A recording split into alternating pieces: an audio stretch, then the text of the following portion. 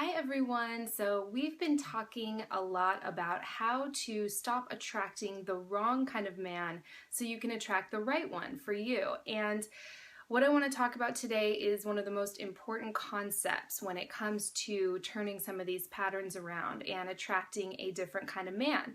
And it's this idea that what we attract can only be that which has been accomplished inside of us already. And that might sound a little confusing, so I want to really break that down for you today and give a lot of different examples. So, let's say you only love yourself 60%. You're not up to 100% yet. You are only going to attract men who have the ability to love you 60%. Because the degree to which you love yourself is actually the degree to which you can love others and attract someone who loves you that much. And by the way, men have this same thing going on for themselves as well. So let's say you're with a man who only loves himself, we'll say 20%. You're never going to get 100% from that man because, again, if he only loves himself 20%, he's never going to be able to show up 100% for you. And I just see this happening in so many women, just these amazing, giving, loving women who are just kind of taking all their love and basically like throwing it down this bottomless pit by loving men and caring for men who will never love them 100%, never show up for them 100%.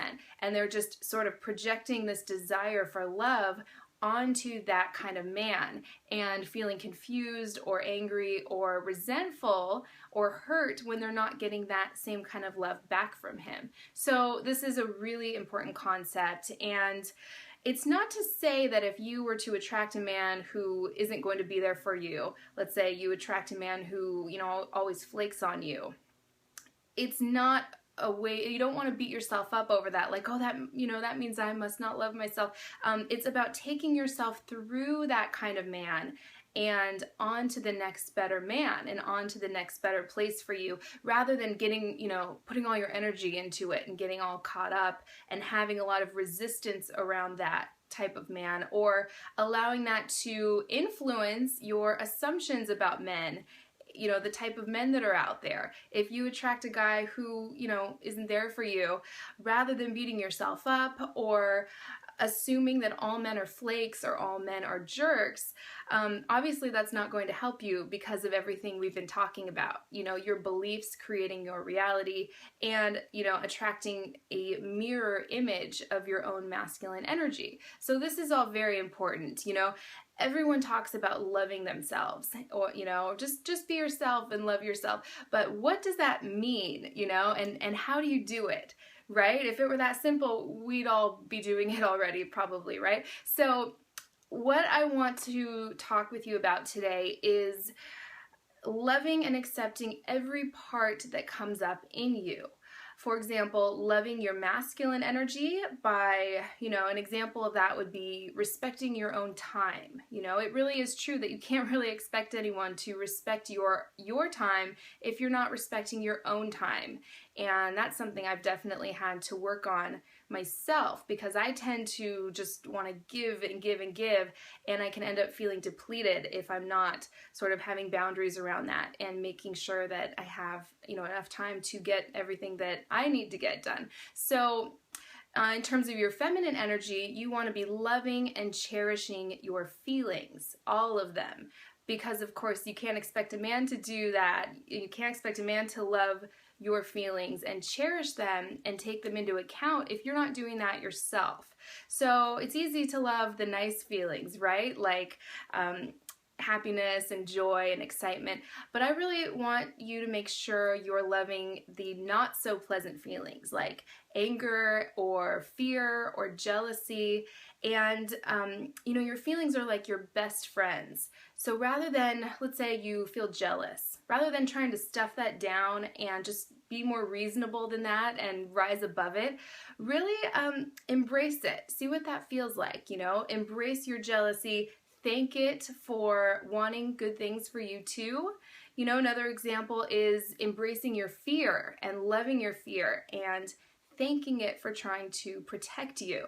And it's amazing how these feelings can shift and morph so quickly once you really listen to them and embrace them. You know, your jealousy can turn into, rather than feeling resentful towards someone for having something you want, once you really embrace that jealousy and, you know, listen to what it has to say and thank it, it can quickly morph into something like, you know, if that person has something you want to experience, that means it's, of course, it's possible for you too. And this just plays out in all different kinds of ways. If anyone has any questions about that, type it in to the comment section.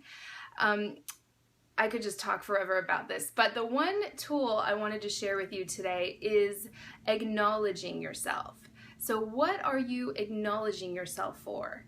So many of us are so good at beating ourselves up, right? Or blaming ourselves, or just being hard on ourselves or critical. So rather than that, let's try something a little different. So what is one thing you can acknowledge yourself for today?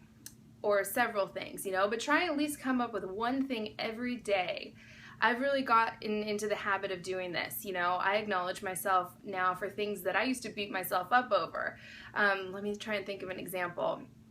If I'm really low on sleep, and so, you know, I let myself sleep in on a weekend or something, I don't set my alarm, I let myself sleep in late, I acknowledge myself for that. You know, I thank myself for letting myself catch up on sleep so I can function to the best of my ability. Acknowledge yourself for making time for yourself or doing nice things for yourself.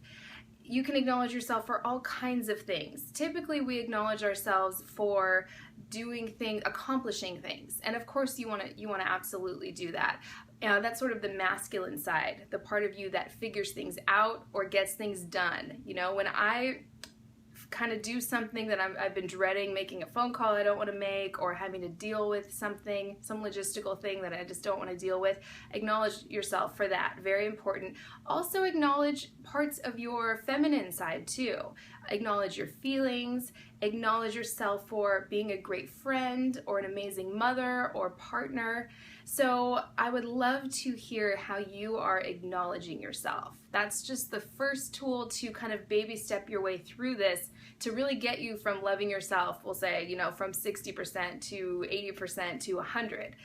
If it were just easy to love yourself, we'd all be doing it, right? So it's just really important to take a look at where are you acknowledging yourself? Where can you be acknowledging yourself more, embracing your feelings more, even the ones that don't really feel that great? So let me know what you think about this. I found most people watch the video after and type comments in at the end, and that is fantastic. I would love to hear from you, and I hope that this was helpful for you, and I hope you have a great rest of the day. And also, if you're looking to take this a little bit deeper, Leah Lake and I are going to be doing this group program called Lasting Love. For those of you who are looking to turn some of these patterns around and attract the right man for you. So if you are single or dating, or perhaps you're in like a really new relationship and you're looking to really attract that lasting love that's going to be for a lifetime, this is something you might want to take a look at. If you're interested, I will post a link to that. And I hope to talk with you all again soon.